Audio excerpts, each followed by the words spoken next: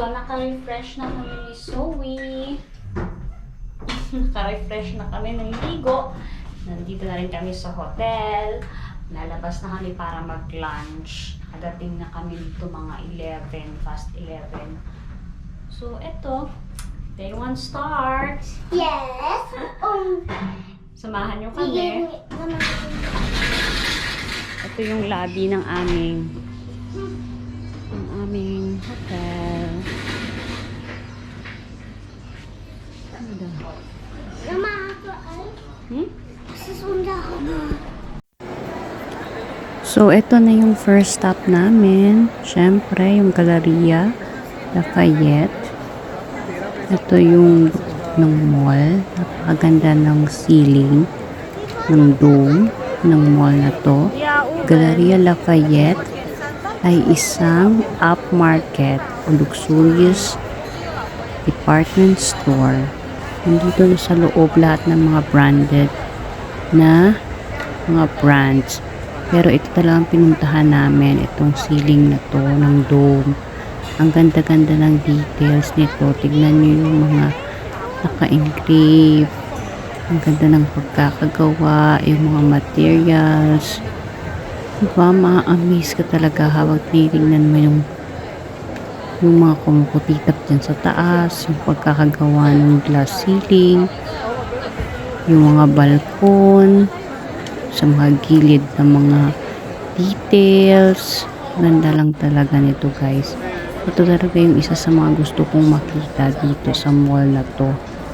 Imagine, department store ito, pero yung mga mamahaling brand yung makikita mo dito lahat. Pero dahil hindi na ako mahilig sa ganun ngayon, at ito talagang mas na-appreciate ko. Meron siyang glass sa taas, sa pinakataas na floor. Meron silang ginawang extrang glass na pwedeng lakaran sa loob.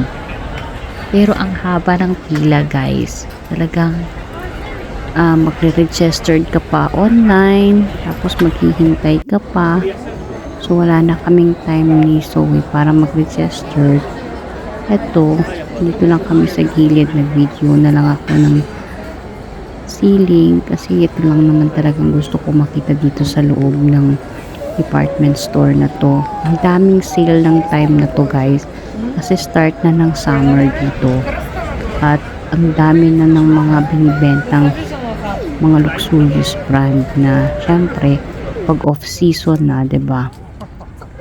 At ito, umakyat kami ni Zoe sa kanilang terrace. Famous itong terrace na to kasi libre lang siya, guys. Pwede mo siyang puntahan dun sa taas at makikita mo lahat ng mga famous na mga tourist spot dito sa Paris. Tulad niyang sa harap ko ay Opera Garnier yan, Royal Garnier. Syempre yung Eiffel Tower makikita dyan. Matatanaw mo rin dyan yung ibang mga dome, yung ibang mga Royal Palace, yung Sacred Heart na church, makikita mo rin dyan. Matatanaw mo siya lahat dyan actually. Hindi mo lang, kailangan mo lang siyang maging familiar sa mga itsura nila.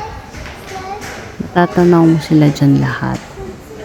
At syempre, nung bumaba na kami, yan, merong Galleria Lafayette na mga cute na photos dito. Art pics ng department store. Ang ganda kasi ang sarap sa mata tignan. Ang ganda, 'di ba?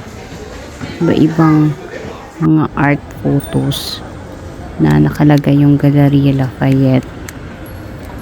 So ito naman yung labas ng Galleria Lafayette, guys. Actually, ang lapad nito, ang daming part ng department store na to na hinati-hati sa iba't ibang mga buildings.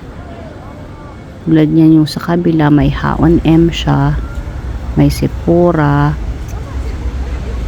kung ano-ano pang mga brand. Tapos nandun sa kabilang dulo, may ibang building din doon na puro lang pagkain ng mga famous dito sa Paris.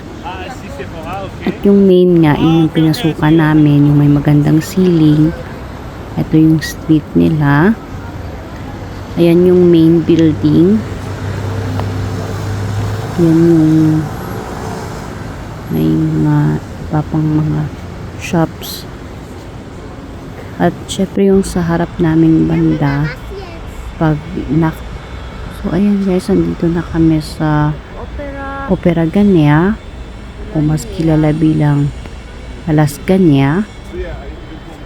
Ito lang kami sa labas, ikot-ikot. Nag-ice kami ni Zoe dito, kumain kami ng ice. Neck lang namin tong street na to kasi tingnan nyo yung mga magagandang establishment dito sa paligid, no? Halos uniform silang lahat, guys. Makikita mo, ang ganda ng pagkakagawa. Tapos itong Opera Gania o yung Palas Gania, ang ganda nito sa loob, guys. Kaya abangan nyo yung videos namin dito sa loob. Pero dito sa video na to, syempre yung labas lang muna ang papakita namin kasi first day pa lang namin dito sa Paris nang nagawa itong videos na to. At itong yung gusto namin i-share sa inyo na at ayan yung mga part ng establishment. Naka-renovate pa yung harap ng opera. Kaya ito na lang muna yung makikita nyo. Ito yung sa paligid niya. Ito yung entrance kung gusto mong pumasok sa palas.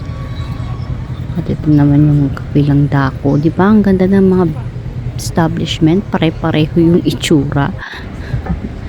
Pero ang ganda ng pagkakagawa ng lugar na to, guys.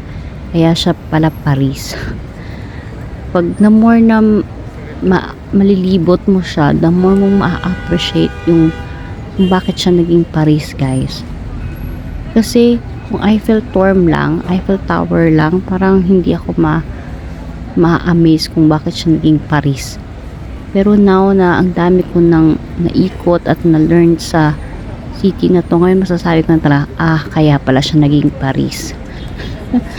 So, ayan yung harapan ng opera, no? Meron ditong daanan ng metro. So, kumakain pa dyan si Zoe ng ice.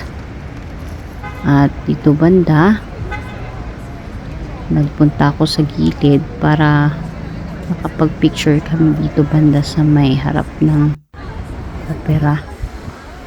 At ito yung harap mismo. Dito talaga papasok yung mga tao. Pagpapasok sila dyan sa may palas, iba palang entrance ito, iba pa yung pinapasukan ng mga guest na pumapasok sa palas. Yan yung harap niya. Ganda, guys, no? Imagine niyo yung bawat pieces ng palas na to may meaning. Yeah. Lahat ng mga nilalagay nila dito, grabe talaga ka-genius yung mga artist na gumawa ng palas na to.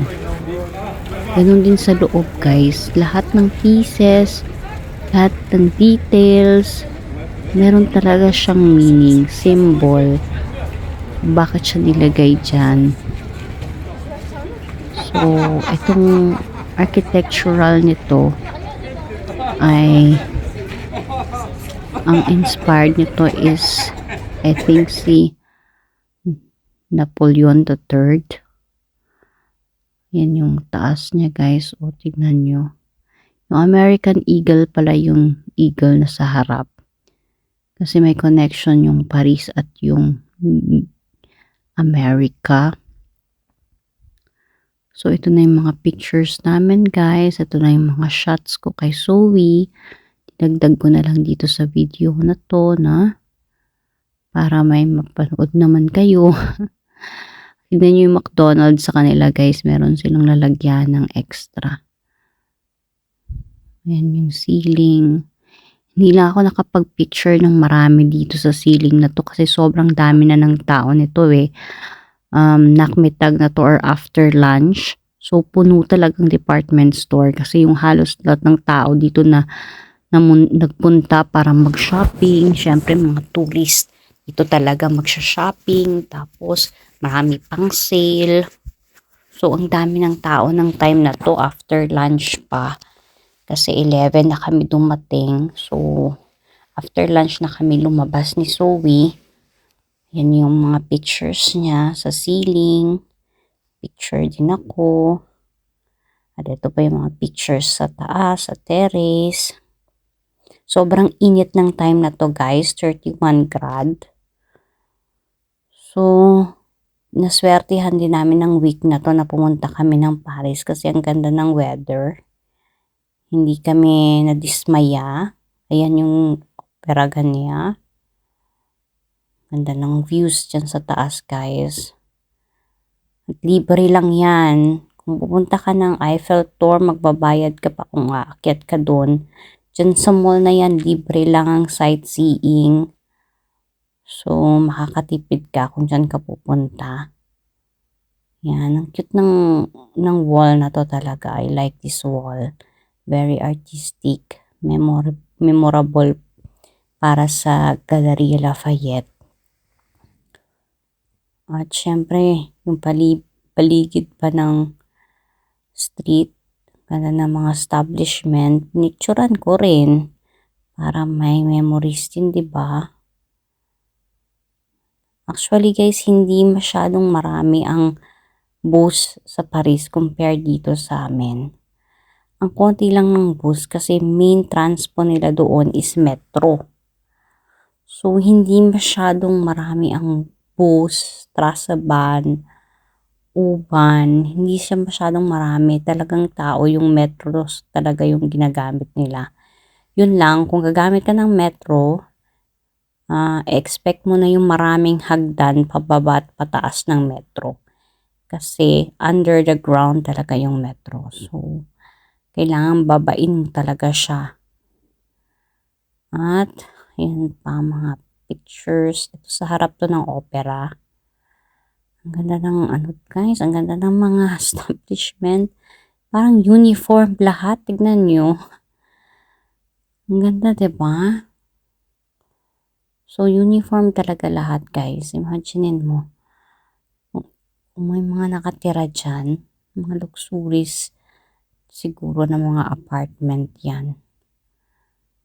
Diba? Or mga offices. Maraming malalaking tao rin sa France, sa Paris na nakatira eh. May nakilala nga kami mga Pinoy doon. Yung trabaho nila, taga-bantay lang ng apartment, ng mga amo nila. Ganitong summer, wala silang masyadong ginagawa. Bantay lang ng apartment. Check lang, double check lang. Yung harap ng opera at pinagsuran ko yung taas. Actually, under renovation ang marami sa mga tourist spots sa Paris. Pero patapos na rin sila sa renovation kasi pa-Olympics to nang pumunta kami. So, yung Olympics nila this July 18 onwards. Tapos kami end of June pumunta. So, malinis, organized, at walang masyadong chaos sa Paris nung pumunta kami. Napakaswerte ng timing namin. Ang ganda pa ng weather. Ayan, oh. Talagang nag-clap lahat ng plano namin ni Zoe. Kaya na-enjoy din talaga namin ang bakasyon na to. So, ayan, mga pictures kami sa harap ng opera. Zoe, enjoy rin dahil naka-ice cream, ang init ng panahon, nakalakad-lakad kami, pero hindi kami masyadong sobrang layo ng nilakad. Diyan lang kami umikot sa Opera Garnier. Bumalik na kami agad sa Galleria Lafayette. Yun lang yung first day namin, itinerary. Diyan lang kami umikot-ikot. Ayan, ang mga establishment dyan. Ang ganda-ganda talaga. Tuwing nakikita ko yung mga picture, na-appreciate ko lalo yung mga lugar na pinuntahan namin. Yan yung American Eagle, symbolize ng connection ng Paris sa Amerika. Syempre. At alam nyo, Statue of Liberty, marami rin dyan sa paligid ng Paris kasi yan ang gift nila.